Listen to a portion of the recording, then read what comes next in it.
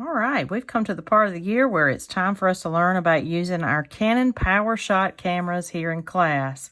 There may be some times where we need to use them for an actual assignment where we're using photography, but it also may be that you need to take a photo of your artwork to submit on Schoology. So we're going to talk a little bit about where all the features of the camera are located so you will do a better job being a photographer the day you use these. So we're on the front of the camera here, and this is the lens. It's flat at the moment because the camera is off. And I'm going to turn it around so you can see the back. Now you see that there's a screen. There is no place for you to close one eye and look through a viewfinder. The screen is actually the only place that you do that. So the on-off button right here on the top. So when I press that, it activates the camera to be ready to shoot, and therefore it extends the lens. Okay, so other buttons across the top that are important, you are going to have a toggle lens here where you can press to the left or to the right to zoom in and out on your images. Then in the center button, that's where you're going to press to take an actual photo. So when you press this button all the way down, it will shoot a picture.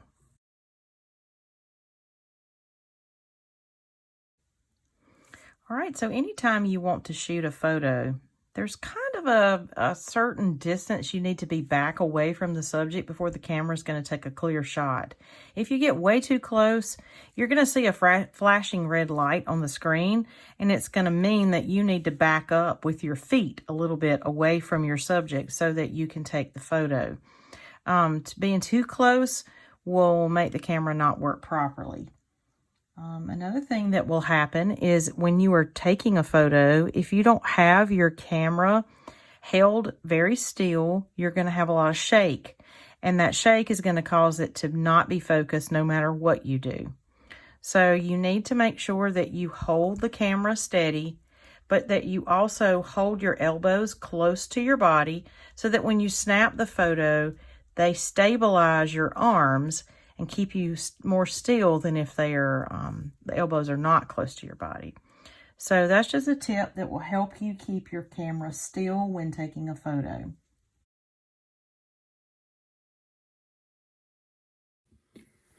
Okay, so I'm going to show you from the back of the camera what things look like when you're taking a photo. And this way you'll know to be sure how to focus on the object that you're taking a photo of.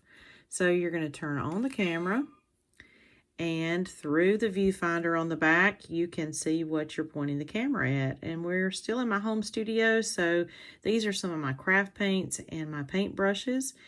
And if you notice, as I'm moving the camera lens around, the white square is popping up, showing you what the camera lens is pointed toward and what the camera is going to focus on.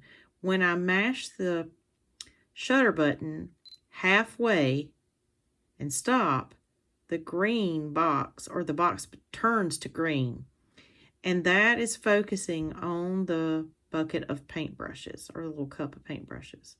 So now I'm going to continue to press all the way down, and that is going to take the picture. So it's really important that I try to be as still as I can, that I've got my elbows close to my body, so that I'm using those methods to try to hold the camera steady. Focus by pushing the button halfway down, and then take the photo by pressing the rest of the way down. Okay?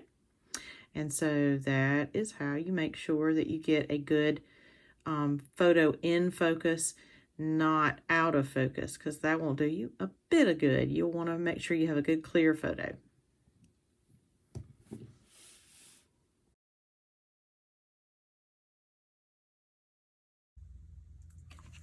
Okay, you have taken all your photos. You're back at your seat with your MacBook, and you have the cord. So this is going to connect your MacBook and your camera together so that they can talk to each other to send the images to the Mac.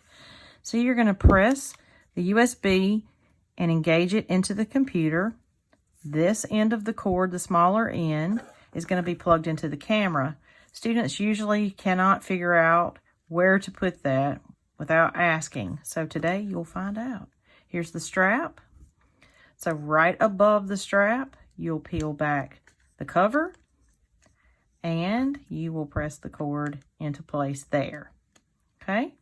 Once that has happened, you are now able to turn on the camera, and the computer and the camera will be able to transfer images now.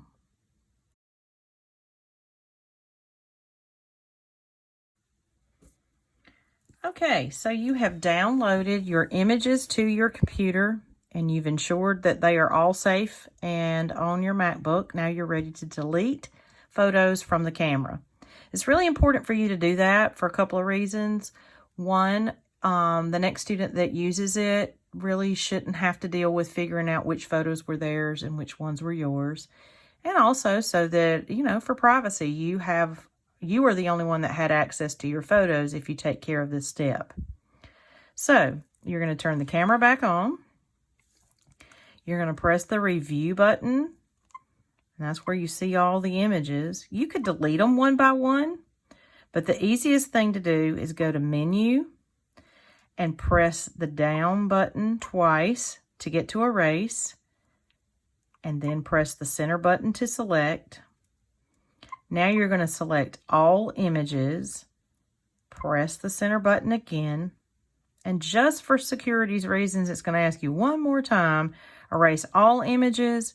You press the button over to the right, highlight OK, and press the select button.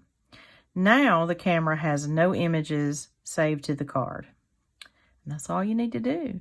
If you'll go ahead and turn the camera off, and now you either return this back to me with the cord, or you give it to the next student who was waiting to use the camera.